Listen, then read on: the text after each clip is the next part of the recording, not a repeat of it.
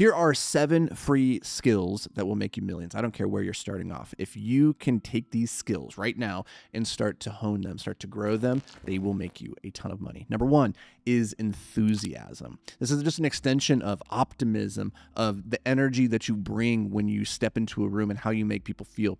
I believe that optimism is one of the most powerful traits that all successful people have, because it's very easy to be pessimistic about the world. It's very easy to point out all the reasons why things shouldn't work. It's very hard to be an optimist, to look at a situation and to realistically assess the scenario and say, here's my likelihood of failure, but I believe that I can still overcome and find a solution.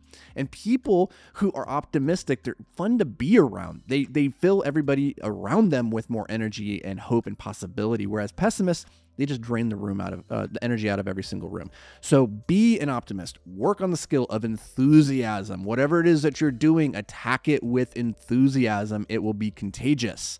Number 2 is the skill of communication. You have been communicating your whole life, whether that's through the spoken word, through the written word, through your body language, I don't care. Most people really suck at communicating, though, because they've never put intention behind it. They've never worked to articulate themselves more clearly. They've never sat down to journal about what it is that they think. They've never tried to become a better writer. They've never thought about the influence, the impact that their body language has on the people around them. You can get ahead in life by simply applying more intention to your communications. That right there will put you so far ahead of everybody else. I'm not even kidding you. That's like a super skill. Number 3, be dependable. It's crazy to me that this even has to be said, but I'm speaking to my younger self here. I was the most unreliable person all throughout my 20s. I would get these grandiose ideas, these plans. I would tell people I was going to do this. I would show up. I would tell them I'm going to show up. I'll help you with this thing or whatever. And then I would flake. I would flake constantly. Don't do that. Just show up. Do the things that you say. I think it was Woody Harrelson or Woody Allen. Woody Allen said 80% of success in life is just showing up. The other 20%, I believe, is just doing what you say. Being dependable, showing up. It's so simple, but like most people won't do that. And so by being reliable, by always keeping the promises that you make to yourself and to other people, you will distinguish yourself from the herd. All right, next. This one I still struggle with. Be punctual. Be on time. This ties in again with Woody Allen. You know, if 80% is showing up, the other percent is, you know, doing what you say. The showing up is pretty important, but not just showing up late, showing up early, showing up prepared, showing up ready to do the work. That if you're young and you don't have anything else to trade, you don't have reputation, you don't have resources, money, or anything like that, and you're trying to get into these rooms with people and that you want them to take you seriously, you grow, then be punctual. It's really low-hanging fruit. Now, I struggle with this, because I think I believe I'm a time wizard and I have time blindness, but I will tell you, it has bit me in the ass more times than not being punctual. So show up, and like case in point, I'm actually really harsh with other people and how they abuse my time. If they show up late, it does not paint a very good picture. So I'm a bit of a hypocrite here, but you know, it's a process. We're always working. All right, number 5 is the skill of follow-up. If being punctual is like the front end of this, then what do we do after we meet people, after we have a meeting, after we have told somebody that we're going to do something? Follow-up is where the magic occurs. And whether that's in sales, in business, or just in like maintaining relationships with friends that you had in high school or in college, or that colleague, that person that you met at the networking event, just following up makes you stand out again from everybody else. It's a very basic skill, but it's one that in my experience, 99% of people just simply don't have. Number 6. Let me go back to that real quick though, because it's kind of mind-boggling to me, and I've been guilty of this, that we would spend so much money, time, and energy to go to these networking events, conferences, to network with other people, and we give them our business card. We say, hey, I've met you, and you seem like a really cool, interesting person, and then we never talk to them again.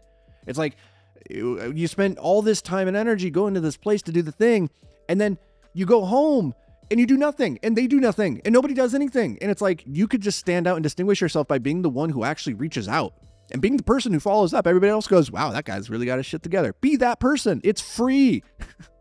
Anyways, I got to get off that soapbox. That one gets me. Anyways, number 6, learning.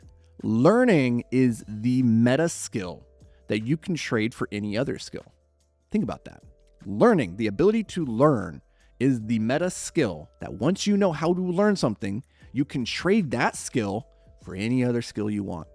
I know how to learn, so I know how to become a better communicator. I could teach myself math. I could teach myself advanced calculus, right? Because I know how I learn. I have that skill. And so if you don't know how you learn, if you don't have that ability to go and acquire knowledge in a way that makes it work for you, that you can then apply in real world scenarios, figure that one out. Because everything downstream, all the skills that you want get much easier once you've mastered the meta skill of learning. I know, it's crazy.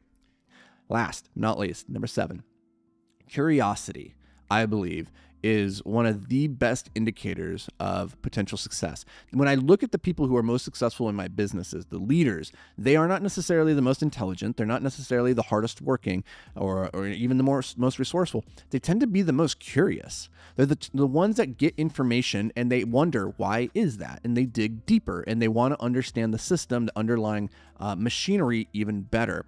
And I believe curiosity is a skill that you can develop by simply using it and asking yourself more questions about the world around you. Why does this microphone work the way it works? Why is this fuzzy little cover on here? What's that about? Why did they put this little cable right here? This metal on this pole, where did this come from? Where do they mine that? Who then makes this? How is it made? Right? Like, by getting curious, you start to open up infinite loops of like, holy crap, I actually know very little about the world and how it works, right? So it's a muscle, it's a skill that you can develop. Most people, they just go through life consuming whatever is being given to them. And what's being given to you is an attempt to separate you from your attention. So Netflix, social media, computer, like all that stuff is designed to push their agenda onto you. And so you don't have time for your own internal curiosity to be piqued. They tell you a story, they give you a piece of information that is in and of itself internally curious and intriguing and then fulfilling. And if you get into that loop on social media or into that loop on Netflix, you never get out of it. And so I want you to think about, how can I express curiosity in the world around me in a way that is on my terms? And go and learn other master skill, right? Apply this, and you, my friend, I don't care where you are in the game right now, like these 7 skills will serve you well. So go master them, go work on them, put them on your to-do list, and then lay out a game plan for actually implementing them into your life. If you do that, I promise you're going to get ahead.